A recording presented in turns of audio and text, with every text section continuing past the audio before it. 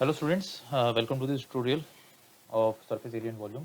यहाँ पर हम डिस्कस कर रहे हैं स्टूडेंट्स एक्सरसाइज 13.1 का question number 3। So page number 213 पे है आपका एनसीईआरटी की जो बुक है, exercise 13.1 question number 3। Students question number 3 में पढ़ रहा हूँ। The floor of a rectangular hall has a parameter 250 metre. तो अब मैं एक रेक्टेंगुलर हॉल बनाते हैं, 3 डायमेंशनल रेक्टेंगुलर हॉल में बना रहा हूँ यहाँ पे। तो इसका जो फ्लोर है स्टूडेंट्स कौन सा होगा, ये आपका इसका फ्लोर होगा। इस फ्लोर का पैरामीटर देके रखा है स्टूडेंट्स। फ्लोर का पैरामीटर कितना दिया हुआ है? पैरामीटर दिया हुआ है 250 मीटर। पैरामीटर क्या होता है स्टूडेंट्स रेक्टेंगल का?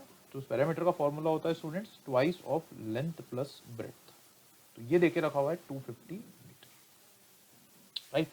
तो ये आपकी ब्रेड्थ है, ये आपका लेंथ है, ये ब्रेड्थ हो गया, ये लेंथ हो गया। तो जब आप सारे लेंथ और ब्रेड्थ को जोड़ेंगे तो वो 2 टाइम्स आएगा, और हम 2 कॉमन लेंगे तो 2 wise of length plus breadth is equals to 250 metre. Sorry 25 लिख दिया मैंने, 250 मीटर। तो स्टूडेंट्स यहाँ पर हमें पैरामीटर दिया हुआ है रेक्टेंगुलर हॉल का। उसके बाद लिखा है if the cost of painting the 4 walls at the rate of ₹10 पर मीटर स्क्वायर इज ₹15,000। तो स्टूडेंट्स ये कह रहा है कि अगर हमने इसकी चारों वॉल को पेंट करा है ना, और उस पेंट का कॉस्ट इसने कितना लगाया है? ₹10 पर मीटर स्क्वायर, यानी 1 मीटर स्क्वायर को पेंट करने का कॉस्ट है 10 रुपीज, ठीक है। और टोटल खर्चा कितना हुआ है? टोटल कॉस्ट कितना आया स्टूडेंट्स? 15,000 रुपीज अगर आया है तो, यानी कि इसने चारों वॉल पेंट कर दी स्टूडेंट्स, और पेंट करने के बाद इसका टोटल कॉस्ट कितना बैठा है? टोटल कॉस्ट बैठा है इसका 15,000 रुपीज। तो हमें क्या निकालना है? So find the height of the hall. Question में आगे क्या है? We have to find the height of the wall, hall height कितनी है, राइट। तो स्टूडेंट्स यहां पर एक चीज नहीं है, और वो ये है कि अगर हम सिर्फ एरिया ऑफ 4 वॉल्स कंसिडर करें, एरिया ऑफ 4 वॉल्स, अगर इस पर्टिकुलर क्वेश्चन में या जनरलाइज केस की बात करूं, अगर हम सिर्फ एक कमरे की 4 दीवारों को ही कंसिडर करते हैं और उसी का एरिया निकालते हैं, तो उस एरिया को कहा जाता है स्टूडेंट्स लैटरल सरफेस एरिया। क्या कहा जाता है?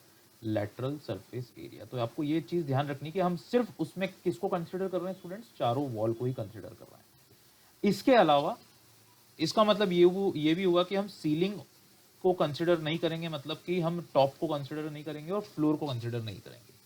तो टॉप और फ्लोर को अगर हम कंसिडर नहीं करेंगे तो लेंथ इनटू ब्रेड्थ वाला जो हमारा रेक्टेंगल था हम उसको कंसिडर नहीं कर रहे हैं, वो नहीं कंसिडर किया जाएगा।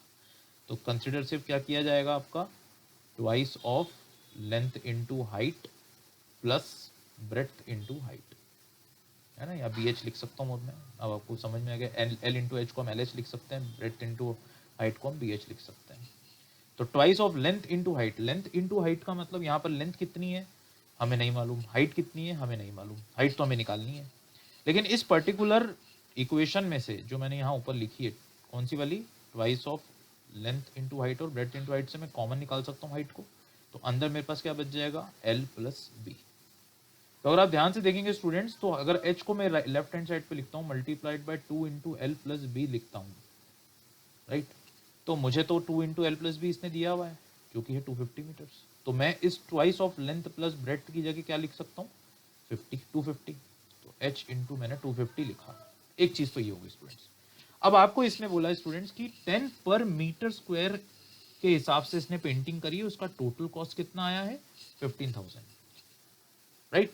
तो अगर मैं इस पर्टिकुलर बॉक्स का या रूम का वॉल का एरिया देखूं, लेटरल सरफेस एरिया देखूं, तो बेसिकली वो क्या है मेरा? h into 250।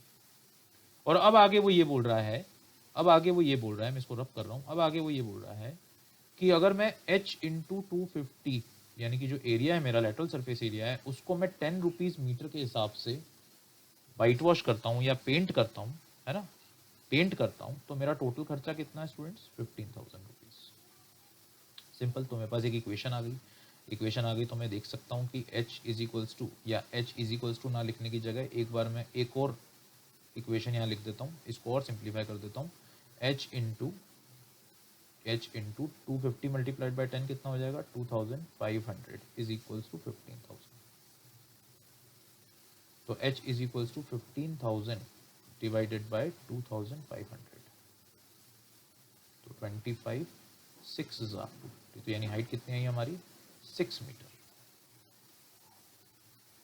ये वाली इक्वेशन स्टूडेंट्स आपको बहुत ध्यान से समझनी है।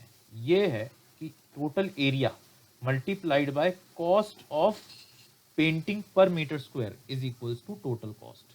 तो टोटल एरिया, इसको मैं यहाँ पे सिंप्लीफाई करके लिख देता हूँ, multiplied by cost of painting per meter square is equals to total cost. Basic formula तो यही होगा ना स्टूडेंट्स। अगर मैं आपको बोलूँ कि 1 रुपए की 2 चॉकलेट्स हैं, 1 रुपए की 2 चॉकलेट्स हैं, तो 10 रुपीज़ की कितनी थी, तो 10 मल्टीप्लाइड बाय 2, 20 चॉकलेट्स होंगी।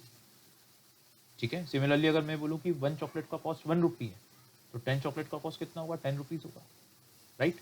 तो टोटल एरिया मल्टीप्लाइड बाय, यानी कि 1 मीटर स्क्वायर का कॉस्ट अगर 10 रुपीज़ हुआ, तो टोटल एरिया का कितना होगा, h multiplied by 250 multiplied by 10, और टोटल कॉस्ट कितना लगा, 15,000, राइट स्टूडेंट्स। तो नेक्स्ट वीडियो में हम देखेंगे क्वेश्चन नंबर 4।